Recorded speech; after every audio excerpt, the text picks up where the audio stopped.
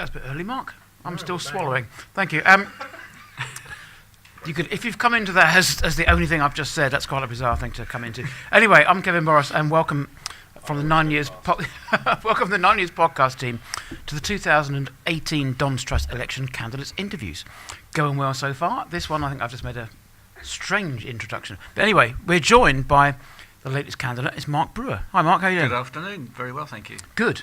Now, Nick clearly has far more time on his hands than I do, because Nick has gone through all the candidates, all 11, in fact, all 12, it is 11 candidates, and come up with anagrams of their names. So yours is a little David Pleaty, if you remember that from the 80s. Your anagram of your name is curb warmer. Oh dear. So we'll move on from that. Very Pleaty. It is a bit Pleaty, isn't it? If you're of a certain age, you may Google that, everyone, because it wasn't a rumour, it actually did happen, didn't it? So he's not just known for galloping across a pitch when Luton stayed up in '83. There was other stuff he did too. So, Mark Brewer, what do you do? So everyone's laughing. You can hear laughing in the background. I'm being put off here, aren't I? No, he's not being put off. It's purely that we're trying to enjoy ourselves. So, what do you do as a day job? What is your occupation, sir? Okay, well, I used to work for the public sector up until about 3 years ago. And unfortunately, well, not unfortunately, it was an opportune moment for me to leave the public sector and set up on my own. Okay. So I'm now a consultant, self-employed consultant, and assisting other authorities and other businesses in what I used to do there, which was contracting services. So it's very much looking at the public and working with the private sector, but also with the voluntary sector and with charities. Okay. So who was that for, may I ask? Which authority? I Yes. worked for the London Borough of Sutton. Did you? I Okay. was promising not to mention the word Sutton during this interview. But, Yes, there's certain words you can't say, Well, and that was on one. one No, of it's them. fine. It's okay. So, bigger question. This is the thing that's really vexing people. How long have you been a supporter of Wimbledon? Oh, longer than I care to remember. Way back to before, well, way back to Plough Lane. Whether we now call it Old Plough Lane, New Plough Lane, or the Plough Lane. We'll come to this. This is a way back to killer. Plough Lane. My worst memory of those days was when West Ham supporters managed to get in behind us and we were crushed into the front. You remember we used to have a little brick wall and a little railing bit on top of it. That was the '85 FA Cup game, I wasn't think it? you're right. I think you're right. Yeah. Good gracious me, yes. But it was well before then. I was going there in the late 70s, I would say.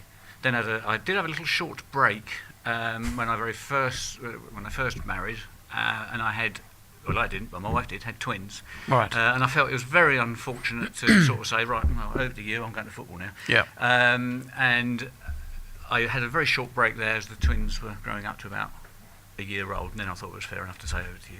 I think that's very reasonable. Very reasonable of you indeed. Yeah. So where do you watch matches from now? Right behind the dugout. Hence, if anybody wants to contact me or whatever, I'm Dugout Don on the guest book, and also at Dugout Don on Twitter. So I've always have, even way back following us through the non-league days, always made a beeline for standing behind the dugout. I learnt a lot from Dave Anderson and Terry Brown, many words I'd never heard of before. You learned from Dave Anderson where to position a cup of tea. Absolutely. On the dugout without it spilling and backwards. I do miss the days of a different tune after every goal, but Yeah. I guess that wouldn't have much call for that. I suppose you these miss days. John Turner shouting out the weather conditions to the players, or shouting out, "It's windy."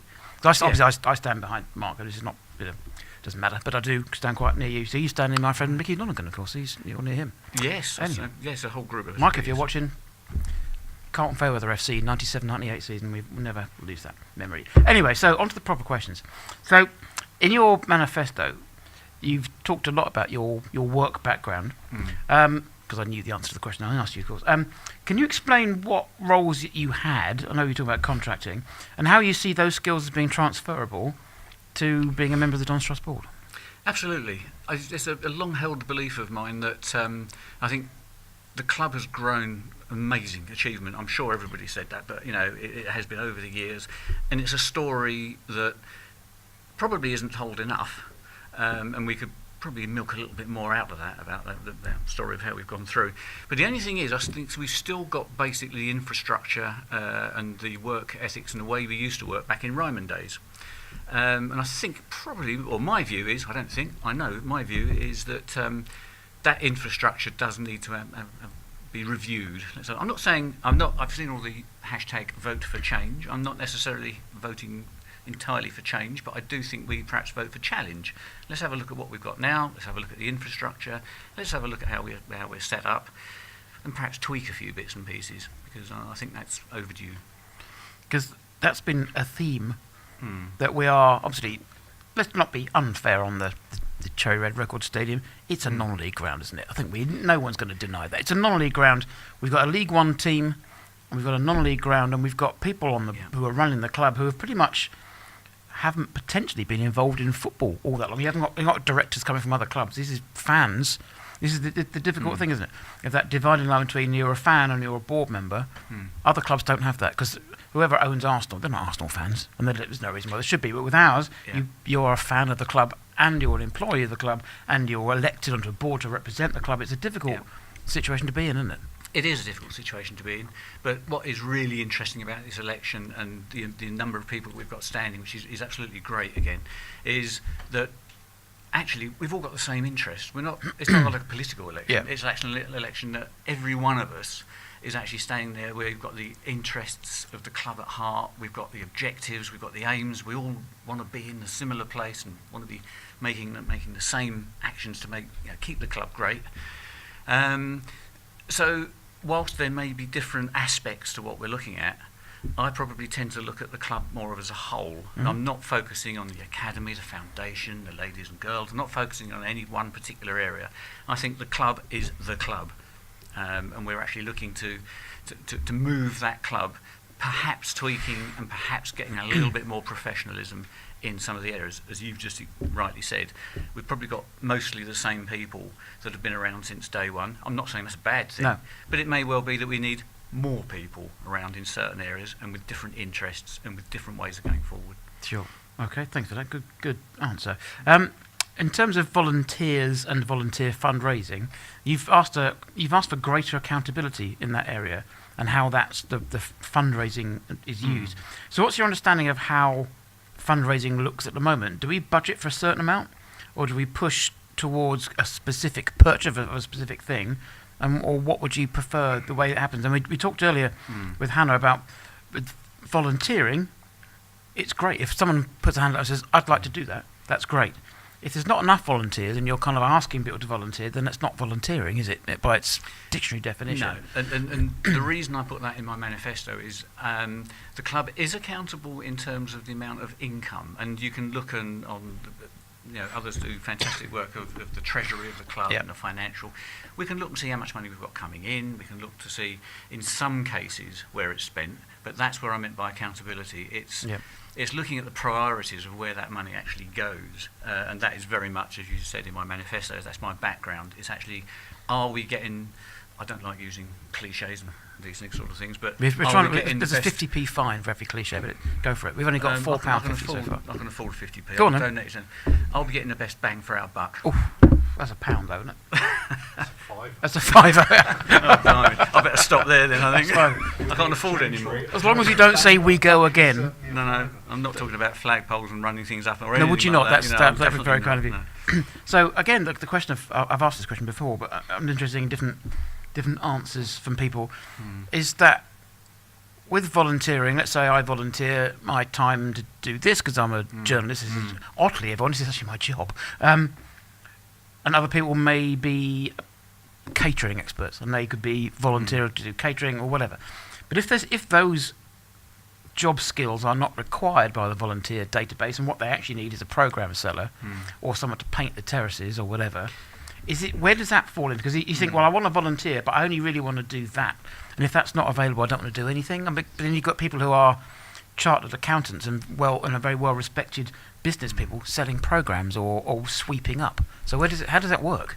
There's a job for everyone, isn't there? Let's face it. I mean, I wouldn't call myself a painter and decorator, but there's myself and my good friend Ed, who's probably listening. This stadium would not be blue if it wasn't for us. I mean, we've been down here, not only us. I can't lay claim to. That wasn't just you, yes. There was a small team of us, but myself and Ed spent a lot of the time down here last summer and this summer. The place is now blued out, and people keep reminding me of where there's various bits and pieces that have either been missed or it's peeling or something like that. But I'm definitely not a painter by trade, but there's something that everyone can do. Program selling, absolutely. I think we ought to be encouraging volunteers from all walks. One thing that I think is important to say there, I am aware that we've got a number of tradespeople, and we've got a number of builders, for example, construction people, and actually it's not a business thing for them. It's actually for them to be able to say, well, actually, if the loos need refurbishing, if the commonly known bus shelters need redoing, the seated areas, they have that expertise. And I've been down here every summer for the stadium cleanups every year. Everybody mucks in, everybody does everything. It doesn't matter that I may be, I'm far happier writing a strategy or actually contracts or actually dealing with the legal aspects of things than I am with painting or than I am with sweeping. Yep. So there is a job for everybody if they actually really want the job. But we do want to tap into some of that expertise a little bit more, I think. Sure, thank you. Okay, so you've identified that a strategic plan for discussed will soon be undertaken and that members' views must be represented.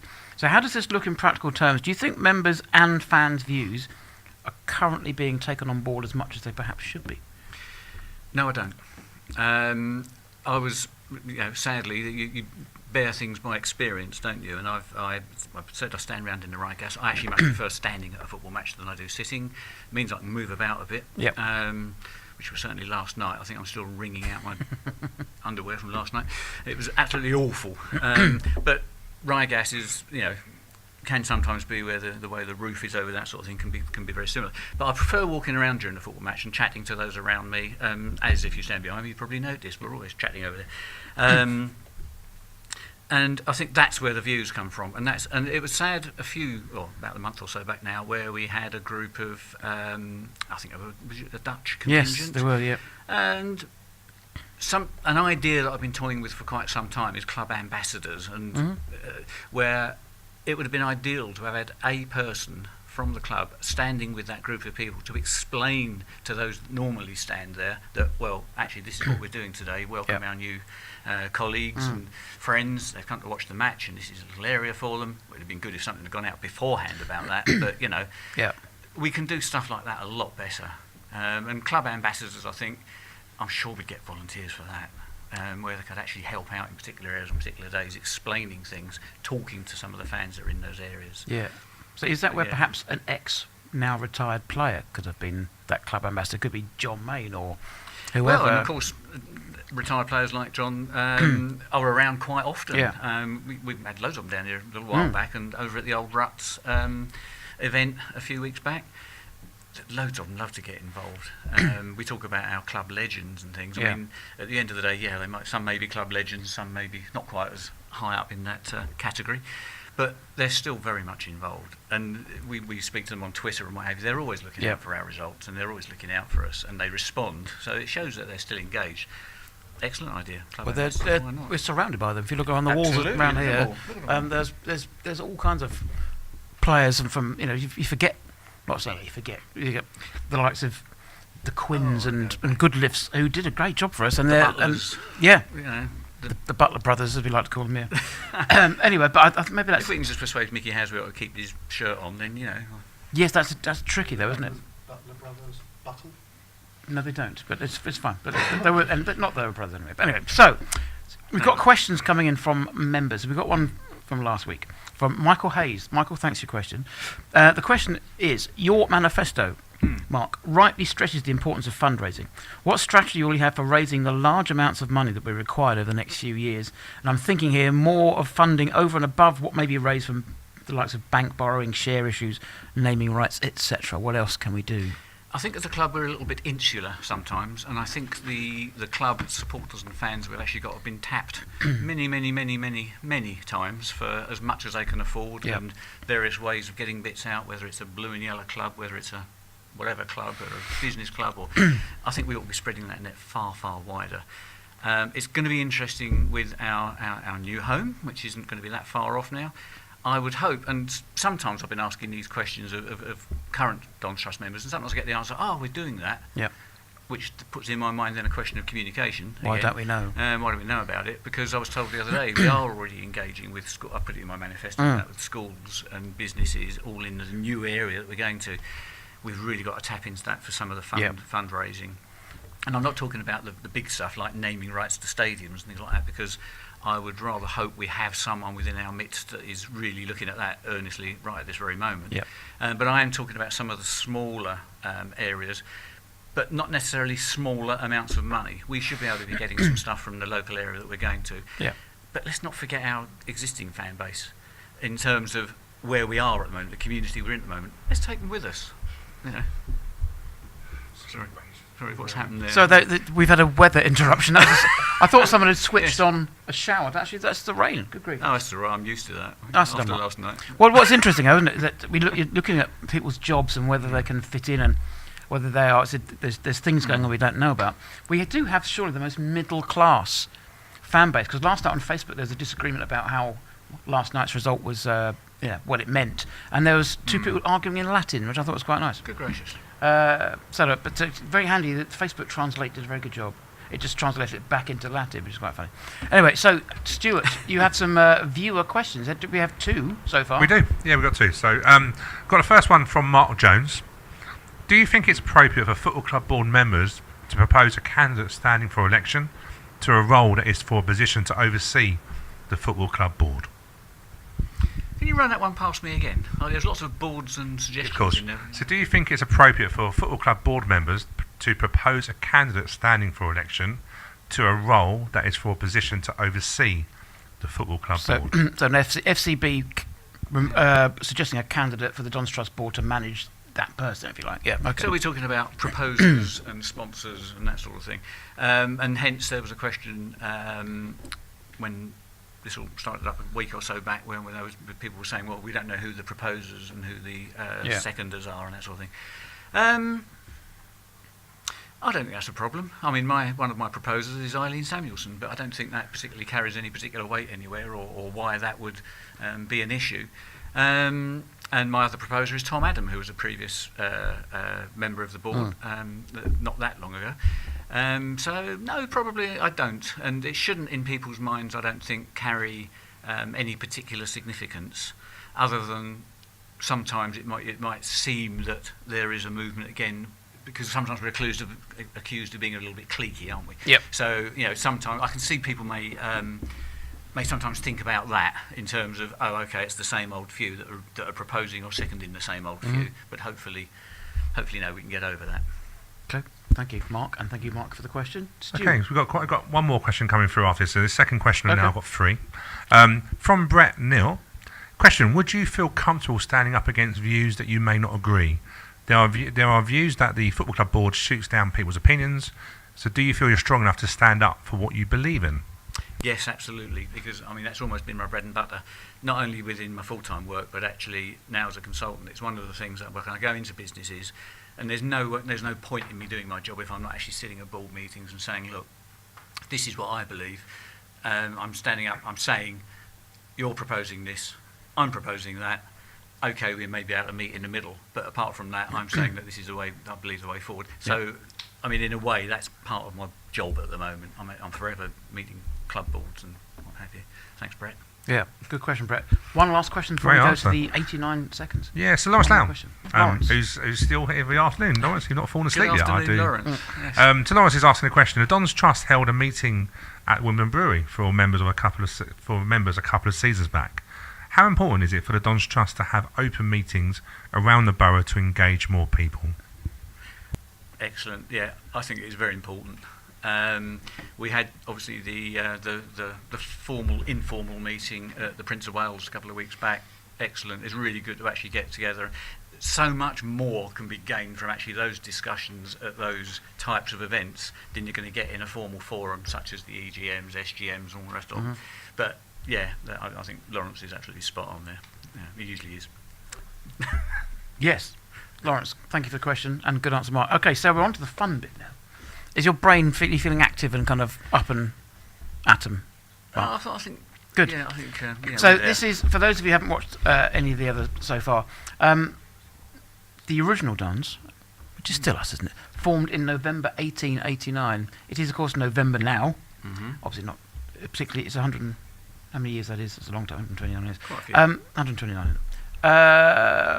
Whatever it is. So we've got questions now fast questions. Don't, 89 seconds. we have 89 seconds of questions only. Mhm. So it's kind of relevant. We've really kind of shoehorned the 89 in. But anyway, so this is kind of a rapid fire questions. Ready? Go for it. Ready? Mark has to Oh. time this perfectly. Oh, God. We'll end with a bell. Go. Pineapple on a pizza, yes or no? No. Correct. Rom-com or thriller? Rom-com. Cycle lanes, necessity or waste of money? Pain in the backside. PC or Mac? Mac. £25 a year to be a Don's Trust member is too expensive, yes or no? It depends what you're getting for it, but no. Would you rather spend a week having to say everything backwards or communicating via the medium of charades? Saying everything backwards, I think. Okay. Audrey Hepburn or Ingrid Bergman? Or Ingrid Bergman. 50 seconds. Cricket or rugby? Rugby. Hang on. Would you rather live with boxing gloves for hands or ice skates for feet? Boxing gloves for hands. I guess I'll still get about. Avocados, yes or no? Yes. Glasgow Derby or Merseyside Derby? 30 seconds. Merseyside Derby. Is ironing your clothes a waste of time, yes or no? Oh, I hope my wife's not watching 20 this. seconds. No. What's worse, doing the laundry or doing the dishes? Doing the laundry. Relegation, disaster or chance to rebuild? Chance to rebuild. And finally, before the microphone falls over, Yeah, I've lost that. when you're making tea, bag first or milk first? Oh, it's got to be bag first. Correct answer. Mark Brewer, thank you very much indeed. Thank you. Excellently done, sir. Thank you for the questions, everyone. For Lawrence and Mark and whoever asked the other question, I've forgotten, I'm very sorry. Thank you for watching. Mark, good luck. Thank you. And hopefully, if you were unsure of whether to vote for Mark or not, and now Mark's answers have helped you make your mind up, one way or the other. That's what we're here for. Thank you for So- the opportunity. Thanks a lot. We'll be back at 2:50 p.m. in the afternoon with Nigel Higgs. Thank you.